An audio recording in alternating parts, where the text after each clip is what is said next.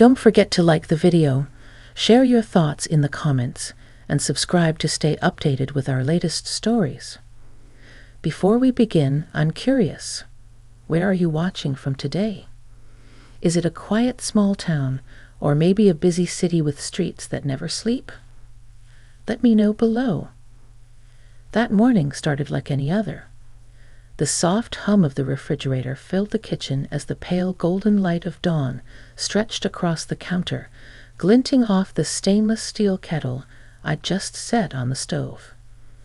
I was still in my robe, hair loosely tied back, savoring the slow rhythm of a Saturday morning. The faint scent of freshly ground coffee lingered in the air, mingling with the comforting warmth of the heating oven where bread rolls were baking.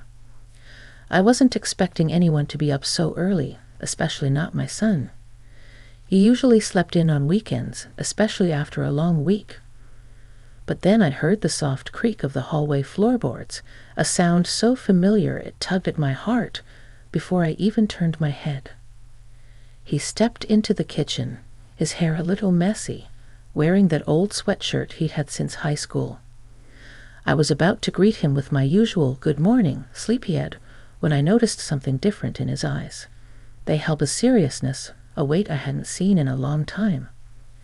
"Morning, Mom," he said quietly, pulling out a chair at the table. His voice was calm but carried something heavier. I poured him a cup of coffee, sliding it across the table the way I always had since he was old enough to drink it. He wrapped his hands around the mug, not drinking, just holding it like he was gathering the courage to speak. The kettle whistled behind me, but I didn't move to turn it off right away. My focus was on him, on whatever it was that had pulled him out of bed this early. Finally, he looked up at me, his hazel eyes, so much like his father's, meeting mine with a mixture of vulnerability and resolve. "There's something I need to tell you," he began. A shiver ran down my spine, though the room was warm. The air felt charged, almost electric, as if the sunlight itself was holding its breath. I pulled out the chair opposite him and sat down, my hands folded in my lap to hide the tremor I felt. He hesitated for a long moment, glancing out the kitchen window where the first birds were pecking at the grass. Then, with a slow exhale, he started talking. At first it was just fragments, memories, moments, things I hadn't known had been weighing on him. His words painted a picture of struggles I'd never seen, choices he'd been unsure about, and feelings he kept locked away for far too long.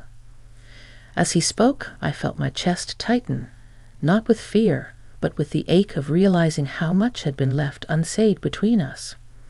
It wasn't anger, and it wasn't disappointment. It was the quiet grief of a mother wishing she'd noticed sooner, balanced with the gratitude that he was telling me now. I reached across the table, my hand covering his. For a moment, he didn't look at me, just stared at the swirl of steam rising from his untouched coffee. Then, slowly, his fingers closed around mine. That small gesture said more than words ever could. It was trust, love, and the bridge we were building between us. The oven timer beeped, but neither of us moved. The rolls could wait. This moment couldn't. The scent of the bread still hung in the air, rich and comforting, but it felt almost distant, like a song playing softly in another room. My focus was entirely on him. His hand was still wrapped around mine, and in that touch was a mixture of hesitation and hope. He took a breath, and for a moment I thought he might stop talking altogether.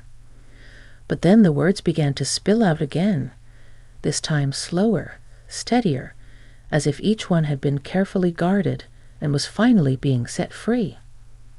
"Mom, I've been carrying this for years," he said, his voice low, almost breaking on the last word, "and I didn't know how to bring it up. I thought you'd see me differently." My heart ached at the thought. How could anything he told me make me see him as less than my son? Yet I stayed quiet, letting him lead, because I could sense he needed to say it in his own way. He told me about nights he couldn't sleep, about mornings he woke up already tired, his mind heavy with thoughts that never seemed to settle. About the times he smiled at me over dinner, but inside felt like he was 1,000 miles away.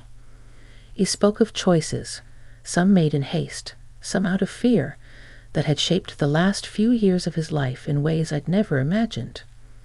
There was no dramatic confession, no single event that defined what he was saying. It was more like he was peeling back layers of himself I'd never been invited to see. Each sentence was a piece of a puzzle I didn't know I'd been trying to solve.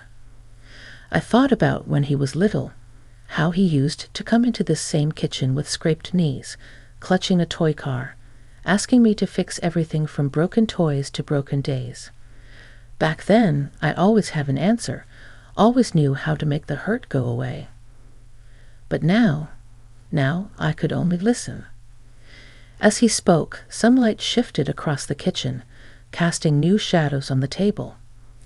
He paused often, sipping his coffee in small, distracted sips, staring into the steam like it might give him the courage to continue. Every time his voice faltered, I gave his hand the gentlest squeeze. "I didn't tell you because I didn't want you to worry," he admitted finally, his gaze lifting to meet mine. And maybe I didn't want to admit it to myself either. I studied his face in that moment, the faint lines at the corners of his eyes, the way his jaw tightened as if holding back more than he was ready to share. This was my son, but he wasn't the boy I remembered.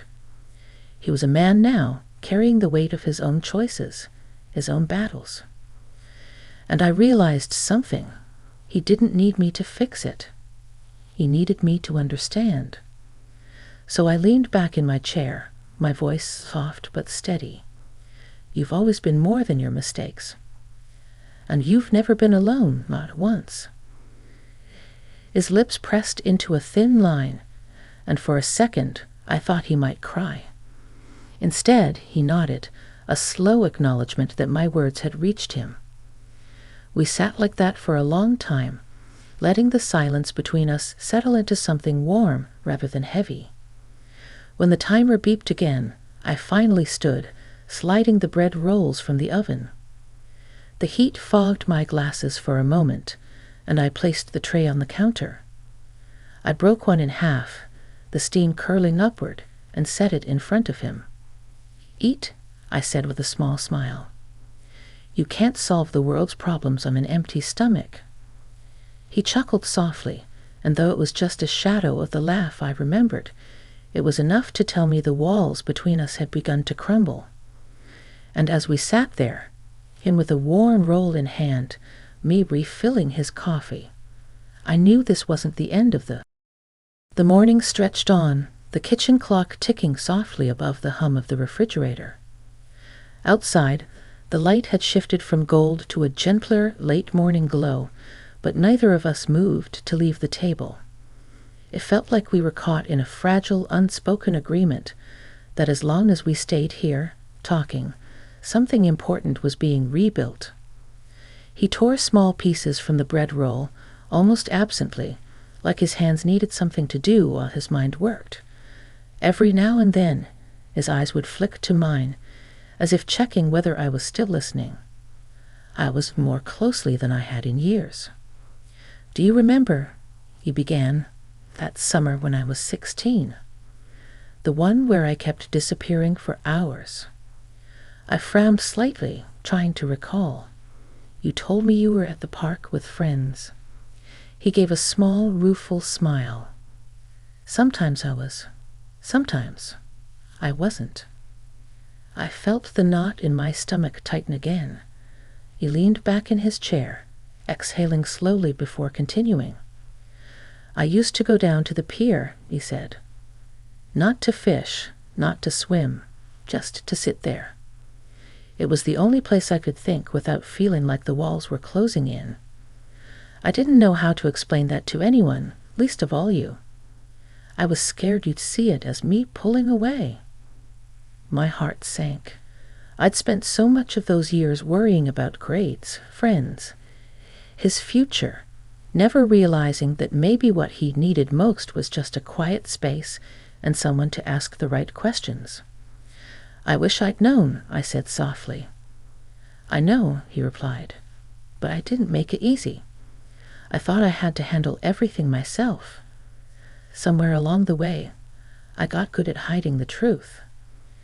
His words hung in the air like a confession, heavy but freeing. And as I watched him, I could see that sharing these pieces of himself, these hidden truths, wasn't just for my benefit. It was for his.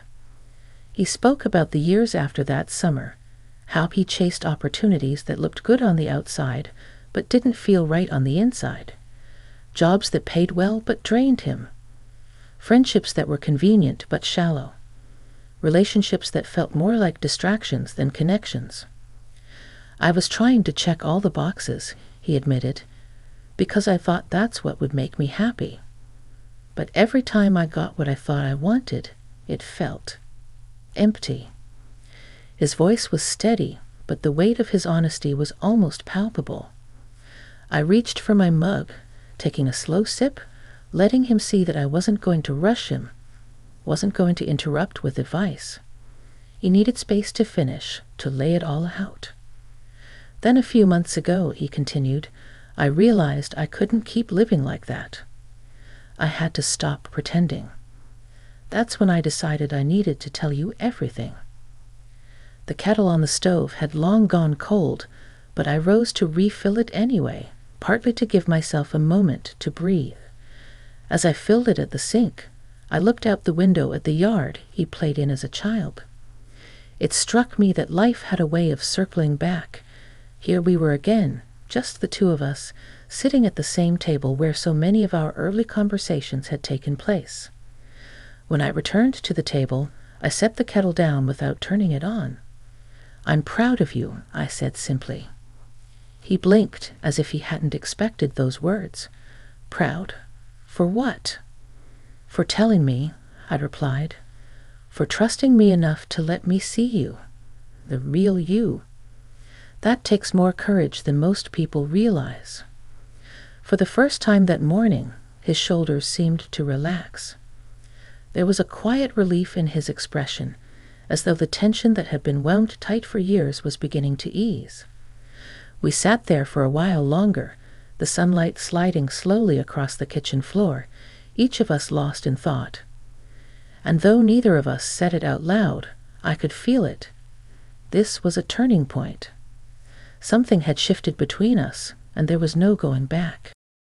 By the time the clock's hands edged past noon, the kitchen felt like it had seen an entire day's worth of conversations.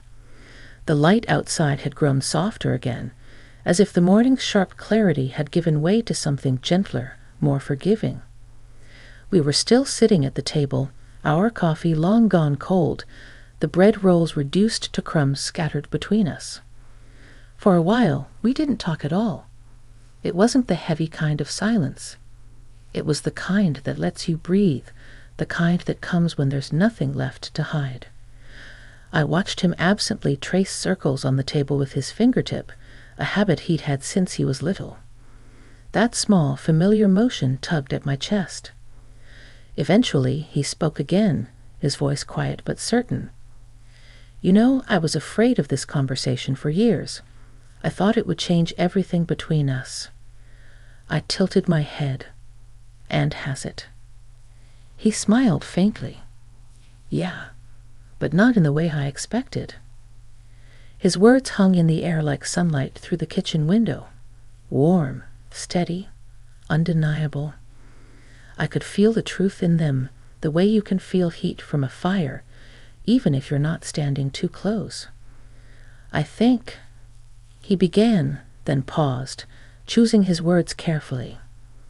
"I think I kept so much from you because I didn't want to disappoint you. I'd always seen how hard you've worked, how much you've done for me.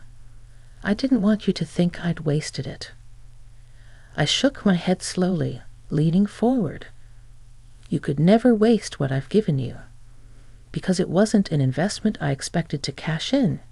It was love, and love doesn't work like that." He looked down at his hands for a moment, then back up at me. And in that glance, I saw the boy who used to run into my arms after school, mixed with the man who now sat before me, more self-aware, more open, more vulnerable than I'd ever seen him. We talked about the future then, not in big, sweeping plans, but in small, grounded steps. He told me about the things he wanted to change, the parts of himself he wanted to explore, the risks he'd been too scared to take until now. I didn't interrupt, didn't try to reshape his path. I just listened because I understood now that listening was the bridge that would keep us connected. At one point, he glanced at the old family photo on the wall, the one from summer years ago when we were all sunburned and smiling, our hair windswept from the beach. "I want to feel like that again," he said softly. "Like life isn't something I'm pushing through, but something I'm living in." "That's not gone," I told him. "It's still there. You just have to let yourself see it again." The afternoon light began to fade, turning the room into shades of amber and shadow.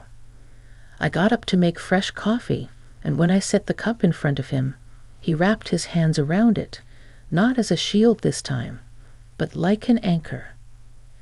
Before he took a sip, he said, "Thank you, Mom, for today, for everything." I reached out, brushing my fingertips against his hand. Always.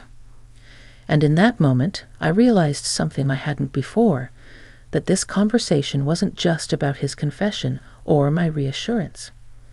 It was about the two of us finding our way back to each other, not as the parent and child we once were, but as two people who could meet in the middle, each carrying their own scars and hopes.